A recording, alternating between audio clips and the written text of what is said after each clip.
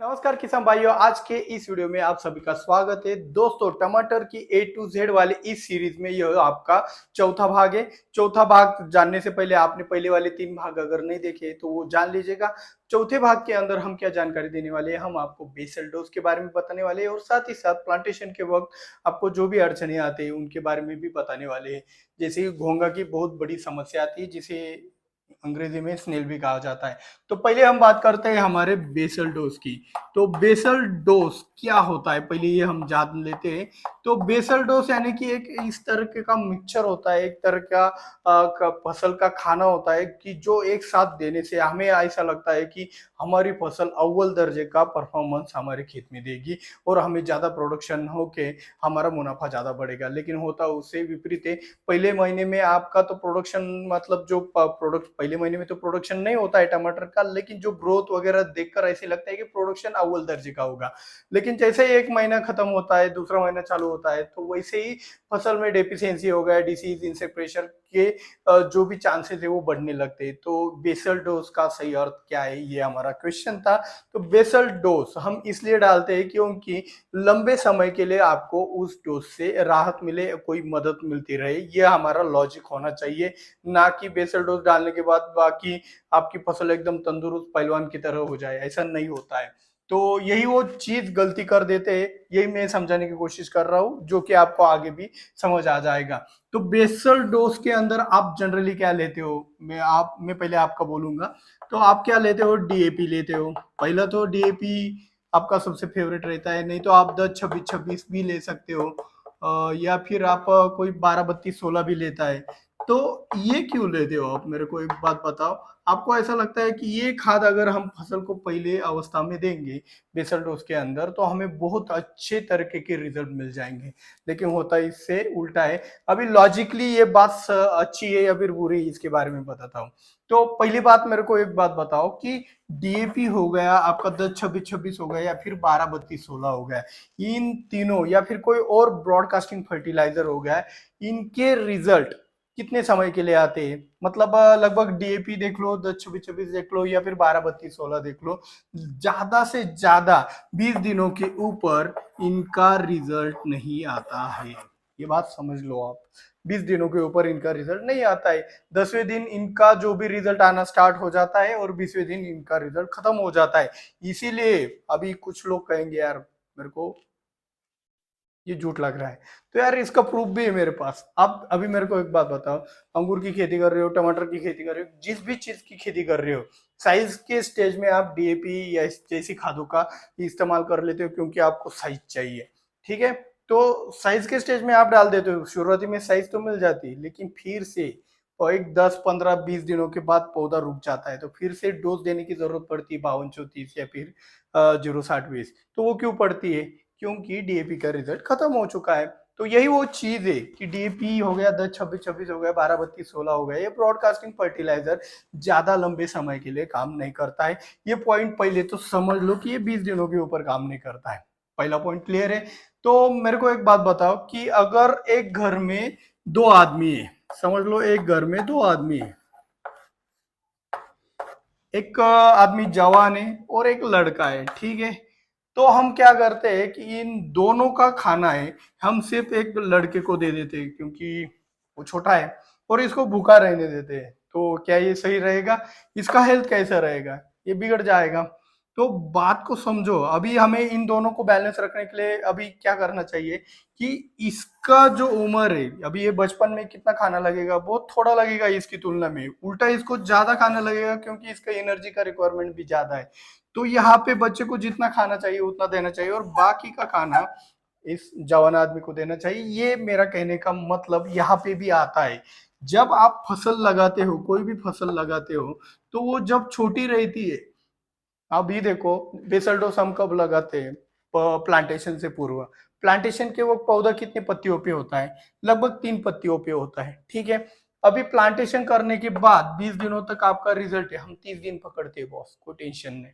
तो 30 दिनों तक भी पकड़े, तो आप एक बात को समझे कि इस स्टेज में, मतलब इस अवस्था में जो न्यूट्रिएंट का रिक्वायरमेंट है वो ज्यादा है कि जब आपका पौधा 2 महीने का हो गया है और उसके ऊपर फूल, फल और जड़ों का विकास हो गया, या फिर जो भी बातें न्यूट्रिएंट की रिक्वायरमेंट वो ज्यादा होगी या फिर इसमें ज्यादा होगी, मतलब न्यूट्रिएंट की भूख इसमें ज्यादा है या फिर इसमें ज्यादा है। जाहिर बात है कि जहाँ पे फल फूल लगे वहां पे एनर्जी ज्यादा लगेगा, स्टोरेज ज्यादा चाहिए, स्टोरेज के लिए आपका न्यूट्रिएंट का अवेलेबिलिटी ज्यादा लगेगा।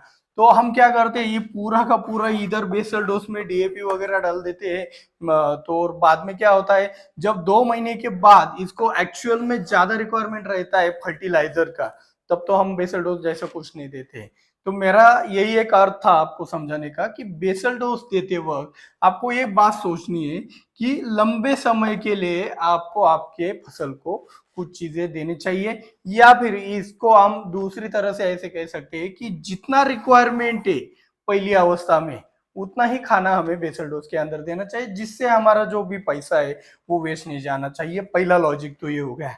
दूसरा लॉजिक क्या हो गया, अगर हमारे फसल में फल और फूल चाहिए तो फल और फूल के लिए बोरन चाहिए, तो बोरन बेस आपका बेसल डोज होना चाहिए, ये बात आपको ध्यान में रखनी है। तो बोरॉन बेस आपका बेसल डोज होना चाहिए। तीसरी बात क्या होती है, जो भी माइक्रोन्यूट्रिएंट आपकी जमीन में कमी है, कम है, मतलब देखो कैल्करस सॉइल है तो फेरस कम है, तो फेरस की रिक्वायरमेंट हमें कंप्लीट करनी पड़ेगी। ठीक है। और अगर आपकी चुनखड़ी वाली जमीन नहीं है, उल्टा उसके विपरीत आपकी हल्की वाली मिट्टी वाली जमीन है, तो वहां पे तो आपको पोटेश की जरूरत है, क्योंकि वहां पे वेट तो नहीं मिलता है, तो वहां पे एमओपी एसओपी की जरूरत पड़ेगी। तो इस तरीके से हमें हमारे जमीन का अंदाजा और फसल का अंदाजा लेकर बेसल डोज खुद का खुद से बनाना है। अभी ये बनाना कैसा है ये भी हम यहाँ पे सीख लेते हैं। तो अभी बेसल डोज बनाना कैसा है, तो पहली एक बात आती है कि यार आपने गोबर का खाद डाला या नहीं डाला, आपको ये बात सताती रहती है, यार इस साल मैंने तो गोबर का खाद ही नहीं डाला, क्या पता फसल कैसे होने वाली है। तो अगर ऐसे कुछ किसान हैं जिन्होंने गोबर का खाद नहीं डाला है और फसल को एक एनर्जी देना चाहते हैं अच्छी तरीके से गोबर की खाद की तुलना में बेटर वाली, तो मेरी मानो तो आप ये जो डीएपी में खर्चा करने वाले थे, 26-26 में खर्चा करने वाले थे, 12-32-16 में खर्चा करने वाले थे, 2,000-3,000 जितना भी होगा, उतने पैसे आपको क्या करना है, खली के अंदर डाल देना है। चाहे वो खली आपका मूंगफली का खली हो, सरसों का खली हो, इसे मराठी में पेंट भी कहते हैं, शेंगदाना पेंट, सरकी पेंट वगैरह। अगर 3,000 रुपए का ही अगर आप खली लेके आते हो तो बेटर है बॉस, कोई टेंशन नहीं, उससे प्रोटीन मिलेगा, ताकत मिलेगा। लेकिन ये खली डालना कैसे वो भी बताऊंगा मैं। एक जगह पे डालोगे तो वहां पे फंगस भी बढ़ते हैं, बेनिफिशियल भी बढ़ते हैं और हार्मफुल भी बढ़ते हैं। तो आपको जो मित्र है वो ही बढ़ाना है, तो वो कैसे करना है वो भी बताऊंगा। इसके लिए आपको सिंपल एक बात करना है कि जो भी खली डालोगे आप उसका एक पाउडर बना लो अच्छी तरीके से, और उसके साथ अगर ट्राइकोडर्मा माइकोराइजा का भी मिक्सचर बना लेते हो तो और भी अच्छा रहेगा। और बेड पे ऐसे फैला के देना है, एक जगह पे आपको नहीं देना है पूरा का पूरा बेसल डोज। इसके साथ अभी हम क्या करेंगे कि अभी देखो जड़ों का विकास जितना ज्यादा होगा उतना ही ज्यादा आपका प्रोडक्शन होगा, लेकिन ऐसी कौन सी खाद दे कि जो लंबे समय के लिए काम करे, 20 दिनों के ऊपर वो उसका कार्य होना चाहिए। तो अभी ऐसी एक ही खाद बचती है मेरे हिसाब से, तो एक ही है। आपकी नजर में कोई और खाद होगी तो मुझे कमेंट में जरूर बताना। तो ऐसी कौन सी खाद आती है, तो वो आती है सिंगल सुपर फॉस्फेट। जी हाँ, आपने सही सुना, single super phosphate. Single super phosphate जब हम अपनी फसल के अंदर डालते तो पाउडर वाला, तो उसका जो भी इफेक्ट है लॉन्ग टर्म में, मतलब हार्वेस्टिंग तक भी आपको वहां पे एक जहाँ वापसा कंडीशन अच्छे से बरकरार रखने की कोशिश यह सिंगल सुपर फॉस्फेट करता है। और बजट में भी सस्ता है, तो यहाँ पे पैसे बचने के साथ साथ आपको रिजल्ट लंबे समय के लिए मिलता है। तो मेरे हिसाब से आपके बेसल डोज के अंदर सिंगल सुपर फॉस्फेट भी होना चाहिए। अभी यहाँ पे कुछ सवाल आएंगे कि यार मेरे को फिर सल्फेट भी डालना है और यहाँ पे सिंगल सुपर फॉस्फेट भी आ गया है, तो दोनों में से जो इम्पोर्टेंट ज्यादा होगा, अगर आपका कैल्कोरस सॉइल है तो वहां पे आपका सिंगल सुपर फॉस्फेट को निकाल दो और फिर सल्फेट को डाल दो। इतना आपको अच्छी तरीके से करना है। एमओपी होगा या एसओपी होगा, किसी के साथ रिएक्शन नहीं करेगा, बिंदास आप डाल सकते हो, कोई टेंशन वाली बात वहां पे नहीं है। एनपीके के अंदर नाइट्रोजन, अभी देखो अभी गर्मी के मौसम में अगर आप बेसल डोज बनवा रहे हो तो गर्मी के मौसम में उल्टा नाइट्रोजन चाहिए। तो अगर कैल्करस सॉइल होगा अगर आपकी चुनखड़ी वाली जमीन होगी तो वहां पे नाइट्रोजन की जो भी रिक्वायरमेंट है, जो भी एक रिक्वायरमेंट होगी वो ज्यादा पैमाने पर होगी, तो उसके अंदर आप अमोनिया का इस्तेमाल कर सकते हो। Ammonium sulphate, ammonium sulphate basal dose के अंदर आप अमोनियम सल्फेट का भी इस्तेमाल कर सकते हैं, जिससे गर्मी के मौसम में ज्यादा नाइट्रोजन मिलकर आपकी फसल अच्छी तरीके से ग्रो कर पाए। हल्की जमीन में भी थोड़ा सा यूरिया भी लिया तो चल जाता है, कोई टेंशन वाली बात नहीं। और नाइट्रोजन का हो गया। फॉस्फोरस मेंटेन करना है, फॉस्फोरस किससे मेंटेन करना है, हमारा ये कंप्लीट हो गया। फॉस्फोरस के साथ साथ पोटेश भी मेंटेन करना है। अभी देखो जो कैलकरस सॉइल है, चुनखड़ी वाली जमीन है, या फिर जिस जमीन की वाटर होल्डिंग कैपेसिटी ज्यादा है, या फिर जिस जमीन की गहराई मिट्टी 5 फीट से ऊपर है, 5 फीट काली मिट्टी, 10 फीट काली मिट्टी, ऐसी जमीन में पोटैश का कोई जरूरत नहीं होता है, वहां पे उल्टा नाइट्रोजन का जरूरत होता है। तो जहाँ पे पोटैश का जरूरत नहीं वहां पे पोटैश मत दो।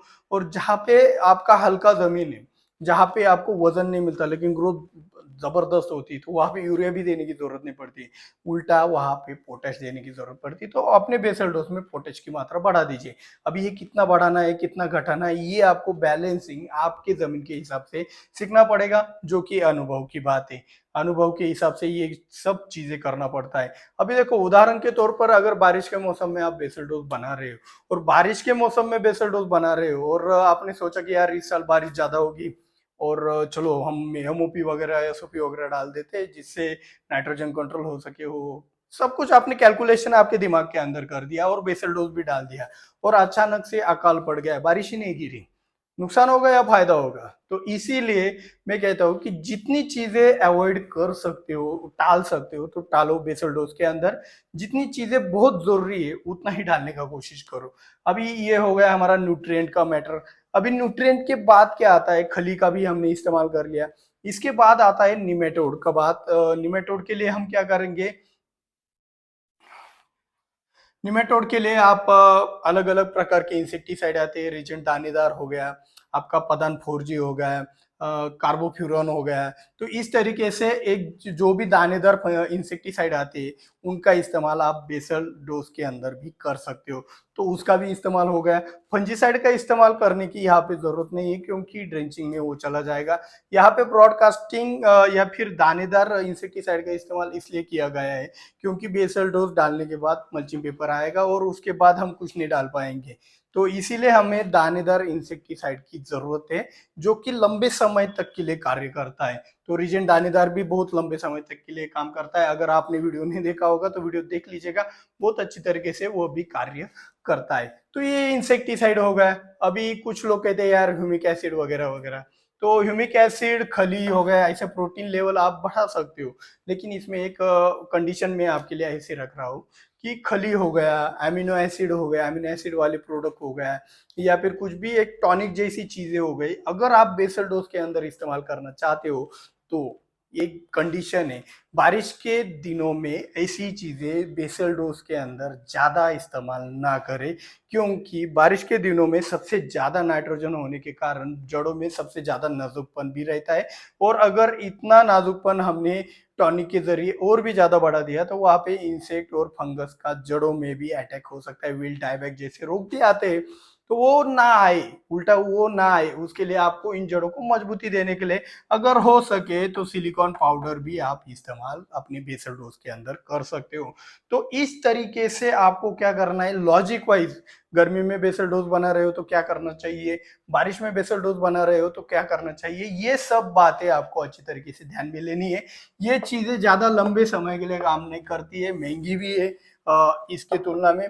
तो इसके लिए ये अल्टरनेटिव मेरे हिसाब से बेटर रहेगा। लंबे समय के लिए सिंगल सुपर फॉस्फेट काम करता है, प्रैक्टिकली है, और बहुत सारे किसानों ने देखा भी है। तो ये हो गया। बोरॉन बेस लेना है, बोरॉन बेस क्यों लेना है भाई, इसमें फ्लावर ज्यादा आएंगे तो अच्छा है। बोरॉन बेस एक प्रोडक्ट में रिकमेंड आपको कर सकता हूँ यहाँ पे।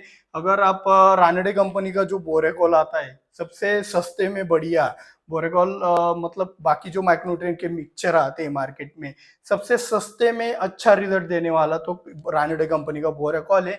अगर इससे भी कोई विपरीत होगा तो आप मुझे कांटेक्ट भी कर सकते हो, हम आपको बता देंगे, कोई टेंशन नहीं। और हाँ, उसके रिजल्ट भी होना चाहिए।